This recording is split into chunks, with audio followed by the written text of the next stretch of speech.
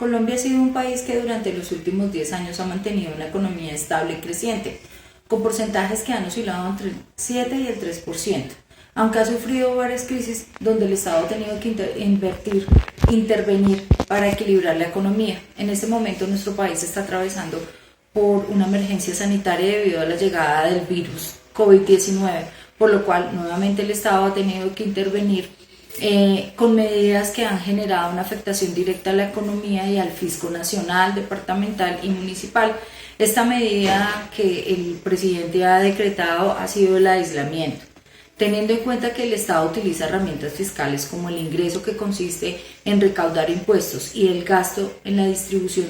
según la necesidad y la población de cada territorio. Es importante hacer un análisis de cómo ha sido el comportamiento de la economía en este último mes en las entidades territoriales por causa de esta emergencia sanitaria, y cómo ha tenido que reevaluar la distribución de su gasto público y tomar ciertas medidas mediante su ingreso. Para ampliar un poco este tema, he invitado al doctor Omar Nelson Bejarano. Él es contador público con varias especializaciones en temas del sector público y una amplia experiencia de más de 20 años en entidades del Estado, tanto a nivel nacional, departamental, y actualmente es asesor financiero en entidades territoriales. Buenas tardes. Pues realmente los entes territoriales tendrían que tomar diferentes medidas de acuerdo a la categoría del municipio, porque acordémonos que de acuerdo a esa categoría los ingresos tienen ingresos y de acuerdo a eso tienen su autonomía. Hablemos de municipios de quinta y sexta categoría que tienen menos ingresos, son aquellos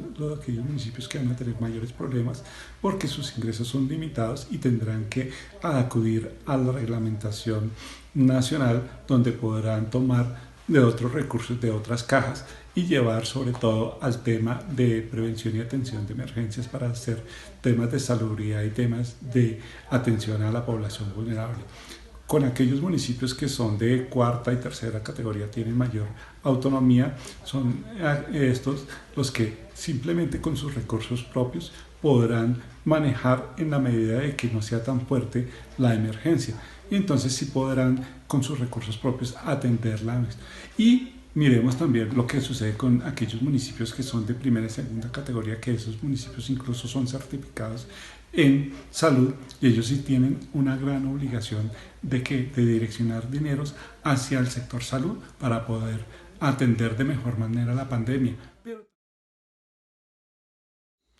La economía de los entes territoriales municipios se va a ver muy afectada, porque si es bien la gente no pagará, digamos, todos los impuestos que supuestamente debía pagar en este periodo porque tiene que priorizar a otras medidas, y los municipios de todas maneras tendrán que ajustar sus gastos para poder organizar sus temas, y los pocos ingresos tendrán que direccionarlos al tema de salubridad y al apoyo a la población vulnerable. El gasto público se ve afectado en diferentes medidas. Uno, los entes territoriales tendrán que prepararse en conectividad para poder trabajar, en muchos casos, desde sus casas los funcionarios. Ese es un tema que muchos no estaban preparados y tendrán que hacer inversión en ese tema. Segundo, tendrán que tener dinero necesario para hacer temas de fumigación, temas de atención a la población vulnerable. Entonces se verán muy afectados los entes territoriales por esos aspectos.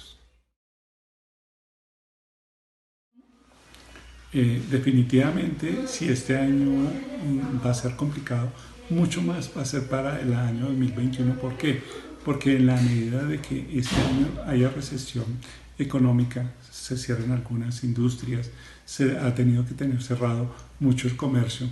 automáticamente, sobre todo los ingresos que dependen de industria y comercio, se van a disminuir ostensiblemente, y ese es el primero o el segundo recurso que tienen los entes territoriales para suplir sus necesidades. Y también sepamos que lo del predial, pues la gente no va a tener los dineros necesarios para cancelar ese impuesto, entonces se va a ver muy resentida la economía del año 2021 para los entes territoriales.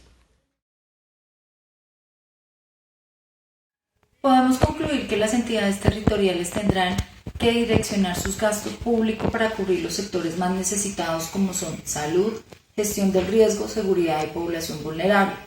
También tendrán que realizar un análisis sobre el posible impacto negativo que se genere en sus ingresos recaudados durante esta vigencia 2019